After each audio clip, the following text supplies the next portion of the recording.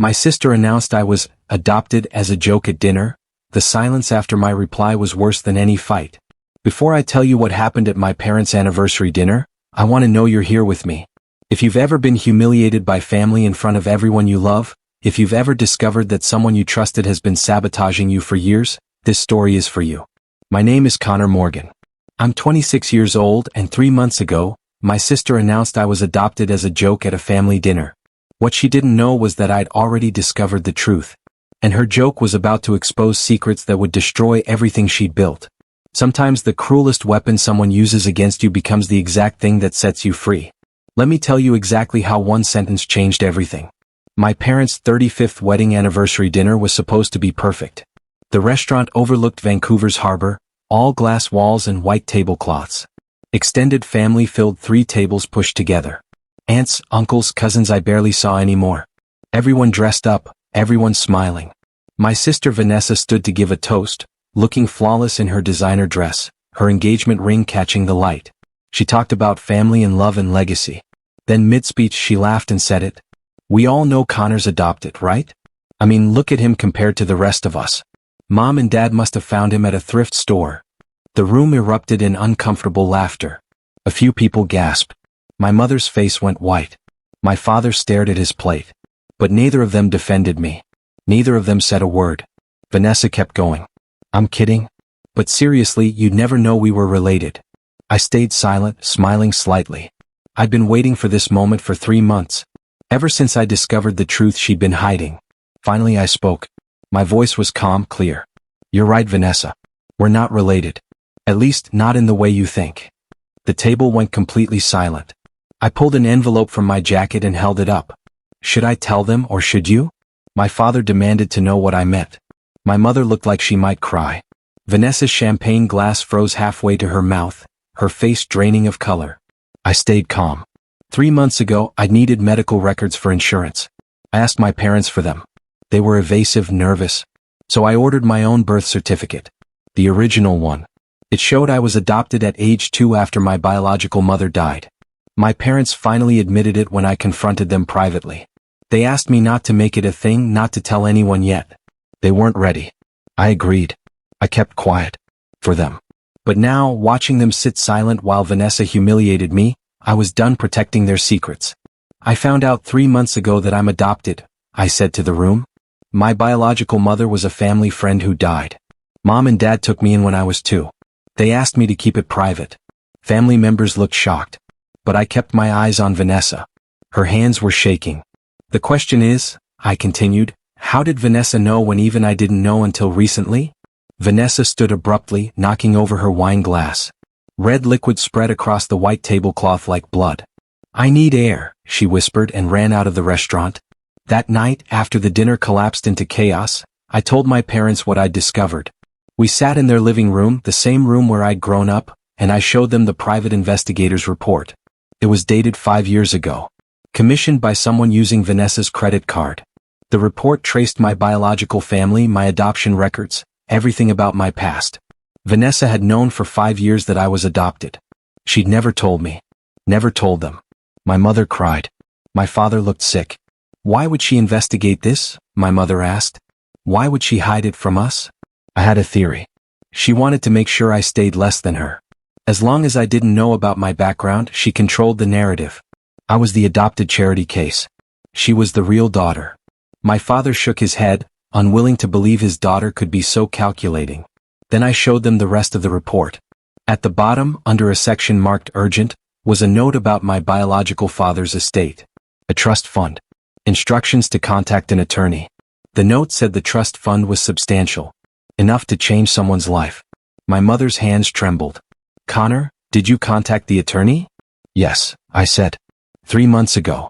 That's when I learned everything. The attorney's name was Marion Blake, a family law specialist in downtown Vancouver. Her office overlooked the harbor, all steel and glass, expensive and professional. When I first walked in 3 months ago, I'd been terrified. Now I understood why. Marion explained everything. My biological parents, Helena and Thomas Reed, were wealthy tech entrepreneurs. They died in a car accident when I was 2. They left everything in trust for me to be claimed when I turned 25. I was now 26. The trust had grown to $15.2 million. I sat in her office that first time, unable to breathe. $15 million. Money I never knew existed. A family I never knew I had. Helena's parents, my biological grandparents, had been trying to locate me for years. Adoption records were sealed. They'd recently hired Marion to find me. Then Marion told me something that made my stomach drop. Someone else had tried to claim the trust 3 years ago, using forged documents claiming to be my legal representative. The attempt failed, but investigators traced it to a Vancouver address. Vanessa's apartment. My sister had tried to steal $15 million from me. When that failed, she'd kept me ignorant, hoping I'd never discover what I was owed. I spent weeks piecing together the timeline. Vanessa discovered my adoption 5 years ago. Investigated my biological family. Found the trust fund. 3 years ago, she tried to claim it using forged papers. Failed. Since then, she'd been sabotaging me. Every time I got ahead, Vanessa found a way to undermine me. When I got promoted at work, she told family I was overworked and stressed, planting doubt. When I started dating someone seriously, Vanessa told my girlfriend I was unstable. The relationship ended. When I applied for a business loan to start my own software company, Vanessa convinced my parents I was being reckless. They refused to co-sign. Every milestone, every opportunity, every chance for growth, Vanessa blocked it. Not because of sibling rivalry.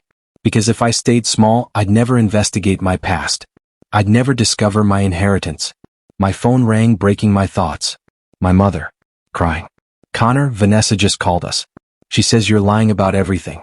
She says you forged those documents to steal money that doesn't exist. Your father wants proof. I closed my eyes. Of course Vanessa would attack first. Tell Dad I'm coming over. With evidence. I arrived at my parents' house to find Vanessa already there. She'd beaten me by 20 minutes, using the time to poison the well. She sat on the couch, face streaked with tears, looking like the victim. Connor, thank God you're here, she said. I don't know why you're doing this, but we can get you help. She pulled out her laptop. Screenshots of what she claimed were my searches. How to fake trust documents, inheritance fraud, forging legal papers. All fabricated. All designed to make me look like a con artist. My parents looked torn. They wanted to believe me. But Vanessa was their daughter too. Their first child. The golden one. I stayed calm. From my bag, I pulled out official trust documents notarized by Marion's firm. Genetic test results proving my biological relationship to the Reed family. Adoption records from the province. Then I pulled out the private investigator's report. The one Vanessa commissioned 5 years ago. I handed it to my father. Read page 7. He did. His face changed. There, in Vanessa's handwriting, was a note in the margin. If he doesn't know, he can't claim it. Keep him in the dark. My mother gasped. My father looked at Vanessa with something I'd never seen before. Disappointment. Vanessa's mask cracked. I can explain. Don't, my father said quietly. As my parents absorbed Vanessa's betrayal, I revealed something else. Something I discovered when I hired my own investigator after finding Vanessa's report. Vanessa's perfect life was a lie. The marketing executive position, the luxury condo, the designer clothes, all built on debt. $340,000 in credit cards, personal loans, lines of credit. She made $85,000 a year but spent like she made $300,000. But worse than the debt was the theft. Vanessa had been borrowing from my parents without permission. Taking money from their furniture business account for marketing expenses that didn't exist. Check your business account, I told my father. Now. He opened his laptop with shaking hands. Logged into Morgan's Fine Furnishings business account. The color drained from his face. $127,000 in marketing transfers to accounts he didn't recognize. All signed by Vanessa. They'd given her signing authority last year based on her success turning the business around. Success she'd stolen credit for. My mother started crying. Vanessa, is this true? Vanessa stood up, panicking. I was going to pay it back. The business was struggling and I needed to invest in marketing. I was helping. By stealing? My father asked. It's not stealing if I was going to return it. My parents sat in stunned silence as the full scope of Vanessa's deception unfolded. I had one more revelation. One they needed to hear. 18 months ago, Morgan's Fine Furnishings almost went bankrupt. Their main supplier sued them over a contract dispute. My parents were drowning in legal fees, facing closure of their 30-year business. Then an anonymous investor appeared.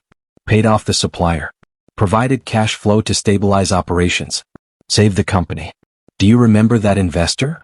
I asked my father. He nodded slowly. We never knew who it was. The money came through a business holding company. We tried to find out to thank them, but the company stayed anonymous. I pulled out another document. It was me. I used money from my software work. $180,000 of my savings.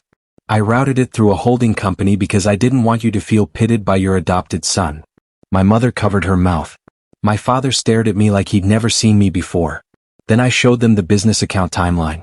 Shortly after my anonymous investments saved the company, Vanessa's theft began. She knew someone had rescued the business. She saw it as an opportunity. My father's lawyer, who'd arrived during the confrontation, spoke up. If Vanessa has been embezzling and stealing intellectual property, this is criminal fraud. You could press charges. My mother asked why I never told them about saving their business. The question hurt because the answer was simple. I tried. 8 months before the anonymous investment, I sent my parents a detailed restructuring plan. Through a business consultant friend to keep it professional. The plan analyzed their operations, identified inefficiencies, suggested improvements. They implemented it. Revenue increased 40% in a year. The business stabilized. But they never knew it was my plan. Because Vanessa presented it as her own idea. She took my analysis, added her name, and presented it at a family business meeting I wasn't invited to. I showed them the emails. Proof I wrote the plan. Proof Vanessa stole it. My parents gave Vanessa a promotion based on her brilliant strategy. A raise. Signing authority over company accounts. All based on work she'd stolen from me. You gave her access to your accounts because you thought she saved the business, I said. But she didn't save it. I did. And she used that access to steal from you. The lawyer confirmed what I already knew. Embezzlement. Intellectual property theft. Criminal fraud. My parents could press charges. But looking at my mother's face, I knew they wouldn't. Not yet. She still hoped this could be fixed within the family. While my parents struggled with Vanessa's betrayal, my phone rang. Marion Blake, my attorney. She had someone who wanted to meet me. My biological grandparents. Thomas and Patricia Reed. Founders of Reed Technologies, a successful Vancouver software company. They'd been searching for me for 24 years. I drove to their home in West Vancouver the next day. The house overlooked the ocean, modern and beautiful. Patricia answered the door with tears already streaming down her face. Connor, she whispered. You look just like your mother. Inside they showed me photos. My biological mother, Helena, smiling and brilliant. My biological father, Thomas Jr., holding me as a baby. They died in a car accident when I was 2. Thomas was driving home from a business meeting. A truck ran a red light. Patricia and Thomas Sr. wanted me to have the best life. They chose the Morgans, family friends, to adopt me. They watched from a distance, respecting the adoption, hoping to reconnect when I was old enough. We tried to send birthday cards, Patricia said, through our lawyer every year. But they kept getting returned unopened. We thought your parents wanted no contact. I felt something cold settle in my stomach. What years? Starting when you were 10. Until you were 16. Those were the years Vanessa would have collected the mail after school. Before I was old enough to check it myself. She'd intercepted them. Returned them. Kept my biological family away from me for years. Before I met with the Reeds again, I compiled evidence of Vanessa's systematic sabotage. 5 years of undermining me at every turn. The pattern was clear once I knew what to look for. My first serious girlfriend, Claire. We dated for 2 years in university. Talked about moving in together. Then suddenly she broke up with me. Said I wasn't stable enough for a future together. I found out later Vanessa had called her. Told her I was broke, struggling with mental health issues, that I'd always been the problem child in our family. All lies. When I needed university housing, I asked my parents for help. They said no. They said I needed to learn independence. I worked 3 jobs to afford rent. Years later I found emails. Vanessa had convinced them not to help me. Told them I was being entitled, that I needed to struggle to build character. A family business meeting where they discussed giving equity shares to children. Vanessa got 15%. I got nothing because I wasn't present. I wasn't present because Vanessa never told me about the meeting. Every milestone she blocked. Every opportunity she undermined. Every time I was poised to discover my worth, Vanessa pushed me back down. Then I found the voice memo. Going through old phone backups, I found a voice memo from 3 years ago. Vanessa talking to someone, probably a friend. As long as Connor thinks he's the adopted charity case, he'll never expect anything, she said, laughing. That trust fund money should come to us, the real family. He doesn't deserve it. He's not even a real Morgan. The casual cruelty in her voice made me feel sick. This wasn't sibling rivalry. This was calculated malice. I met with the Reeds again. Patricia and Thomas showed me more of my history. Helena had been a brilliant software engineer. Thomas Jr. had been a strategic thinker in business. Together, they'd built the early foundations of Reed Technologies. Your mother was special, Patricia said. She could see solutions no one else could see. She would have been so proud of you. Thomas handed me a letter. She wrote this the week before the accident. It was meant for you to read when you were older. I opened it with shaking hands. My mother's handwriting. Her words to a son she'd never see grow up. She talked about dreams, potential, building something meaningful. She told me I was loved beyond measure. I cried for the first time since the dinner. Not from sadness.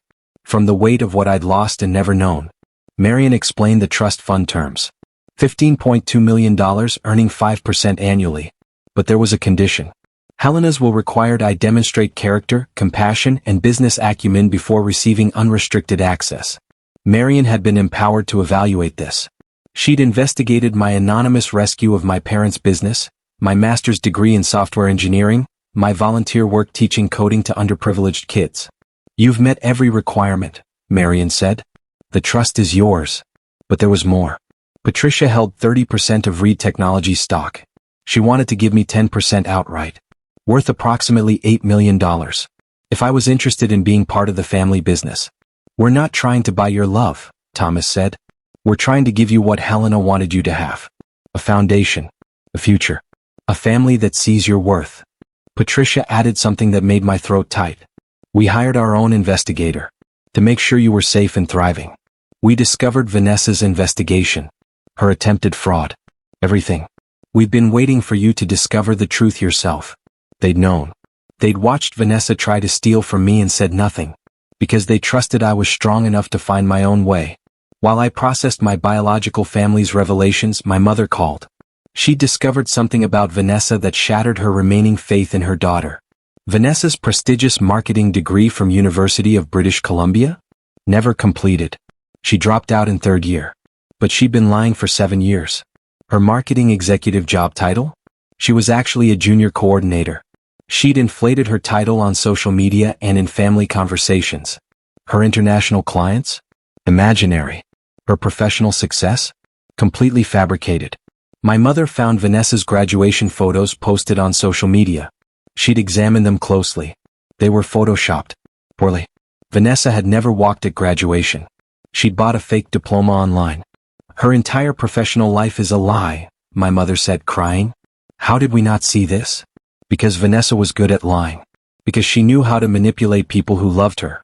Because my parents wanted to believe their daughter was successful. The golden child was made of cheap metal painted gold. And the paint was finally washing off. Vanessa's fiancé Nathan showed up at my parents' house the next day. 35 years old, wealthy, worked in finance. He demanded to speak to me. Vanessa told me you're mentally unstable, Nathan said. She said you're harassing her with false accusations of fraud.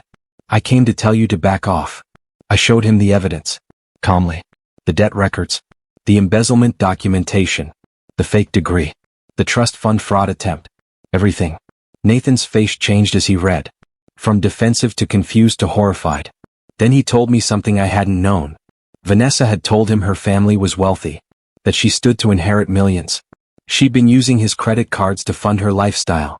He'd just discovered $85,000 in unauthorized charges. She said her parents approved the spending, Nathan said. She said they'd reimburse me when her inheritance came through. I showed him one more thing. A text message from Vanessa to an unknown number. Nathan recognized the number. Her best friend. The message read, "Once we're married, I'll have access to Nathan's accounts fully. Then I can pay off everything before Connor ruins us." Nathan sat down heavily. She was going to clean me out. Yes, I said. She was using you just like she used everyone else. Nathan and I compared notes. Vanessa had been living a complete double life. She told Nathan her family owned a furniture empire worth millions. She told my parents Nathan was a tech entrepreneur. She'd been lying to both sides, keeping everyone separate. She convinced Nathan to invest $50,000 in her family's business expansion. The money went straight to paying her credit card bills. She convinced my parents that Nathan was wealthy and paying for her lifestyle. They thought she'd found a rich fiancé. They stopped worrying about her. Meanwhile, Vanessa stole from both sides. From Nathan's accounts. From my parents' business. Building a house of cards that was finally collapsing. Nathan decided to audit Vanessa's finances through his firm's forensic accountants. What they found in 48 hours was staggering. The debt was worse than I'd thought. $400,000 total. Multiple secret credit cards. Personal loans from shady lenders. She'd been borrowing against her future inheritance, an inheritance that didn't exist. I'm involving law enforcement, Nathan said. Credit card fraud. Identity theft. She used my information to open accounts in my name. For the first time I felt sorry for Vanessa. Not because she didn't deserve consequences, but because she'd destroyed herself so completely. My parents summoned Vanessa to a formal family meeting. Not at their house. At their lawyer's office. Neutral ground. Professional setting. Vanessa arrived defensive, ready to spin more lies. Her engagement ring was gone. Nathan had called off the wedding that morning. Instead of letting her talk, my father slid a folder across the conference table. Evidence of embezzlement. $127,000 documented. Fake degree verification from UBC. The trust fund fraud attempt from 3 years ago with forged documents. Credit card fraud against Nathan with $85,000 in unauthorized charges. The voice memo admitting she kept me ignorant to protect her access to the real family's benefits. Vanessa couldn't spin it. The evidence was too complete. She broke down, admitting everything between sobs. The lawyer explained her options. Accept civil repayment terms and resign from any role in the family business, or face criminal fraud charges. My parents were crying. Nathan sat in silence. I watched Vanessa realize she'd lost everything. Then she did something I didn't expect. She stood up, knocking over her chair. This is all Connor's fault, she screamed. He destroyed our family. And she ran out of the office, leaving her purse and coat behind. Vanessa began harassing me immediately. Texts every hour. Calls at 3 in the morning. She showed up at my apartment at midnight, pounding on the door.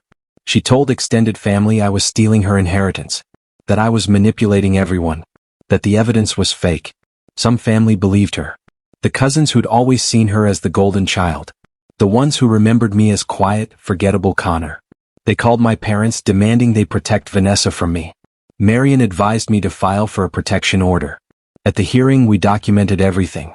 The late-night calls. The threatening messages. Her showing up at my home. The judge granted a temporary order. Vanessa had to stay at least 100 meters away from me. 24 hours later, she violated it. She showed up at my workplace, Reed Technologies, where I'd started consulting. She walked past security, came to my office, and started screaming about how I'd ruined her life. Security called the police. Vanessa was arrested on the spot for violating a protection order. My parents had to make a choice. Bail her out immediately or let her face consequences. For the first time in Vanessa's life, they chose consequences. Vanessa spent 48 hours in cells before they bailed her out with conditions. When Vanessa was released, my parents set strict terms. She had to live with them. Attend therapy. Begin repayment. Most importantly, no contact with me without legal supervision. Vanessa agreed to everything. She seemed broken finally. Ready to accept responsibility. Then, 3 days later, she disappeared. She'd maxed out another credit card my parents didn't know about. Bought a bus ticket to Toronto. Left a note saying she needed a fresh start away from the family that had betrayed her. My mother was devastated. My father was angry. They'd offered her a path to redemption and she'd run away instead. I received a message from Vanessa late that night. You took everything from me. I'll make sure you never have peace. Watch your back. The threat felt empty. Vanessa had no power left. No money, no support, no credibility. But the words still made me uneasy. Marion advised me to document the threat but not respond. She's hoping to provoke you into saying something she can use against you. Don't give her ammunition. I didn't respond. I focused instead on helping my parents save their business. With Vanessa gone and the embezzlement exposed, Morgan's Fine Furnishings faced a crisis. Banks froze their credit lines pending investigation. Suppliers demanded payment for outstanding invoices. Employees learned about the fraud and morale collapsed. My parents were exhausted. In their 60s, facing the potential loss of their 30-year business. They asked me for advice. Not money directly. Just guidance on what to do next. I offered something bigger.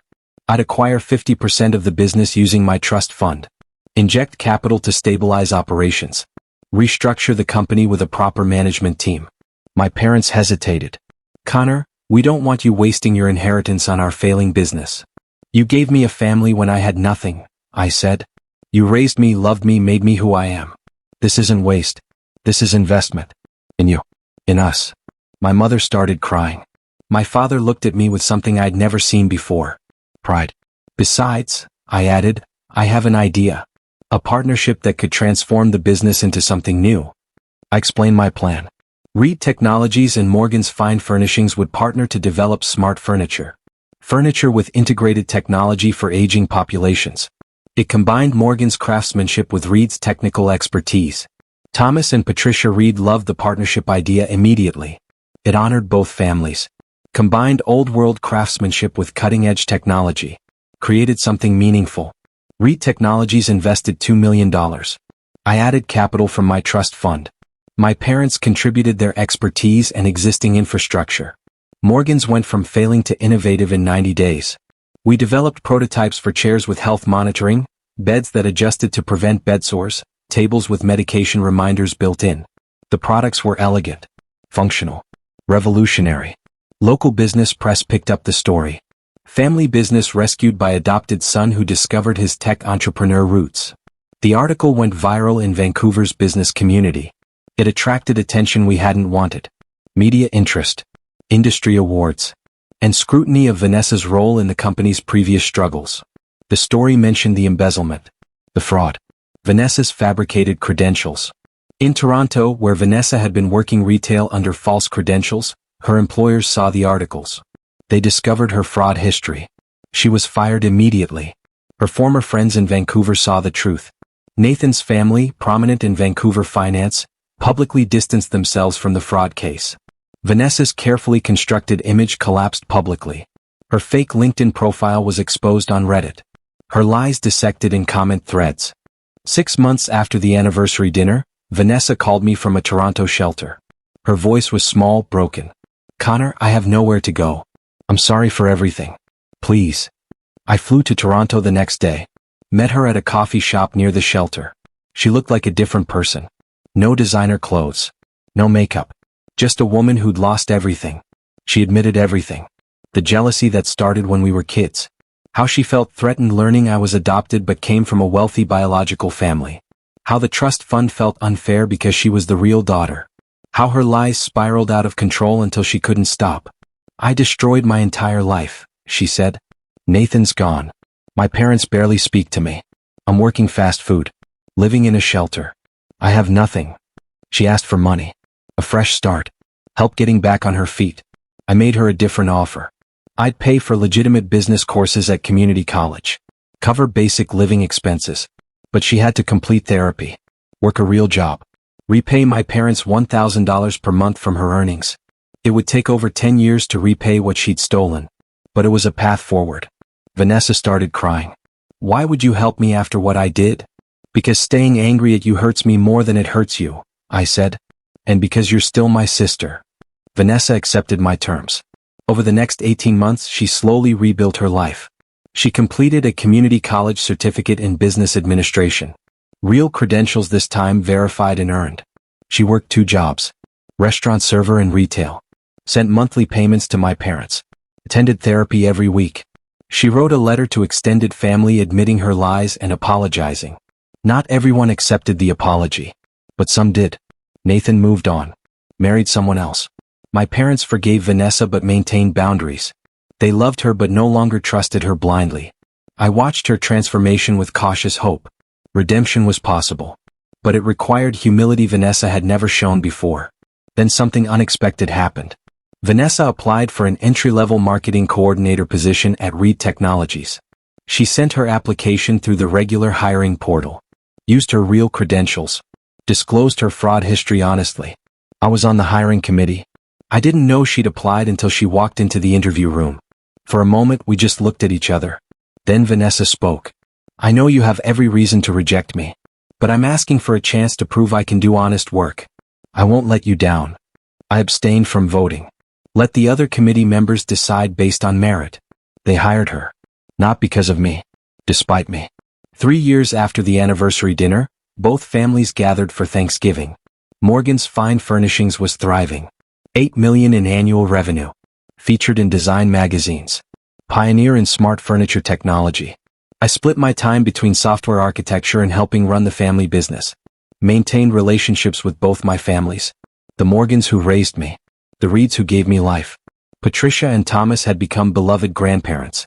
My parents had semi-retired, traveling and healing. Vanessa worked at Reed Technologies, earning her way up honestly, living modestly in a small apartment. At dinner, Vanessa stood to give a toast. Her voice shook. 3 years ago, I announced Connor was adopted as a joke. I meant it as an insult. Proof he didn't belong. But Connor taught me that family isn't about blood. It's about character. He was the one who truly belonged all along. Thank you for teaching me that, brother. Everyone cried. Including me. I stood and responded. Vanessa tried to use my past to hurt me. Instead, she gave me the push I needed to discover who I really am. Sometimes the cruelest joke becomes the greatest gift. My mother squeezed my hand. My father nodded. Patricia and Thomas smiled through tears. Family isn't about blood. It's about who shows up when you need them. Who tells you the truth. Who helps you become who you're meant to be. Looking back on that anniversary dinner, I understand now what happened. Vanessa's joke was meant to diminish me. To remind everyone I was different, lesser, not really family. Instead, it exposed her secrets. Forced truths into the light. Destroyed the lies she'd built her life on. The silence after my reply was worse than any fight because it was the sound of everything changing. The moment everyone realized the golden child was fool's gold. The moment the underestimated one finally stood up. I didn't win by destroying Vanessa. I won by refusing to let her lies define me. By building a life so genuine that her fabrications couldn't compete. The trust fund gave me financial security. The Reed family gave me roots I'd never known I needed. My parents gave me the love that matters most. The love that stays even when blood ties don't exist. If you take anything from my story, let it be this. Document everything when someone undermines you. Trust your instincts when something feels wrong. And never let someone else's narrative about you become your truth. Vanessa thought announcing my adoption would humiliate me. Instead, she freed me. She gave me permission to discover who I really was. To claim the inheritance she tried to steal. To build bridges she tried to burn.